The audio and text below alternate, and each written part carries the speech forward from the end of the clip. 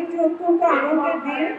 আপনারা প্রথম থেকে যখন এই সংগঠনটি গড়ে তোলেন তখন থেকে আমি আপনাদের সাথে আছি এবং আজকে একটি বছর পূর্ণ হয়েছে। অত্যন্ত আনন্দের সাথে জানাচ্ছি যে সফলভাবে একটি বছর শেষ করা হয়েছে। আমি দেখেছি আপনারা প্রথমে কাজ করেছেন আপনাদের নিরাপত্তা, সম্মান এবং একটি সংগঠন গড়ে তোলা, যাতে আপনারা পরিবার হিসাবে একে অন্যের সাথে দাঁড়াতে পারে। আমি দেখেছি আপনারা অনেক রাত দিন থেকে অনেক কাজ করেছেন। প্রথমেই দেখেছি একটি সুষ্ঠু পরিবেশ তৈরি করা কাজে আপনাদের মালিকদের সাথে নানা রকম ঝামেলা হয়, সেই ঝামেলাগুলো মিটিয়ে যাতে সুষ্ঠুভাবে কাজ করা যায় সেটার জন্য আপনারা অনেক চেষ্টা করেছেন।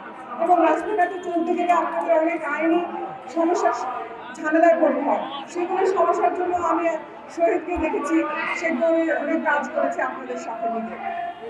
তারপর দেখেছি যারা অ্যাক্সিডেন্ট হয়েছে, দুর্ঘটনা ঘটে রাস্তাতে আপনারা যখন কাজ করেন তখন সেখানে আপনাদের এই সংগঠন দৌড়ে তাদের সাথে সাহায্য করতে গিয়েছে, তাদেরকে চিকিৎসা সেবা দেওয়ার চেষ্টা করেছে, অর্থনৈতিকভাবে সহায়তা করার চেষ্টা করেছে। তো সুতরাং আপনারাও শ্রমিক, আপনারাও একটা শ্রম দিয়ে থাকেন, সুতরাং আপনাদেরও দাবি দেওয়া আছে। আমি অচিরেই সরকারের কাছে আবেদন জানাই যাতে আপনাদেরকে এই সংগঠন থেকে একটু নিবন্ধন পায় এবং আপনারা আপনাদের দাবি দেওয়া পূরণের মাধ্যমে কিছু নিজেদেরও কাজ করতে হবে, যেমন মালিক পক্ষের স্বাচ্ছন্দ্য, নিরাপত্তা, এগুলো আপনাদের দেখতে হবে।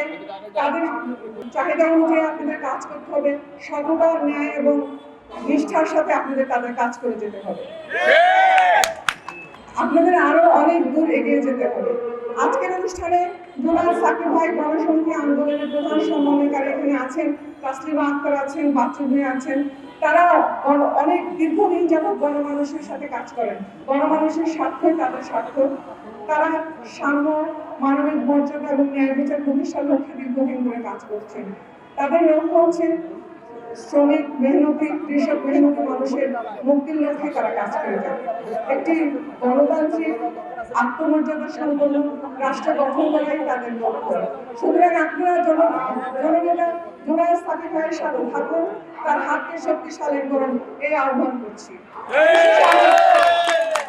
পরিশেষে আমি বলছি, যারা আজকে এই অনুষ্ঠান সফল করেছেন, অনেক পরিশ্রম, ন্যায় নিষ্ঠা দিয়ে তাদেরকে আমি ধন্যবাদ জানাই এবং আপনাদের এই সংগঠন বহুদূর এগিয়ে যায় তার কামনা করছি।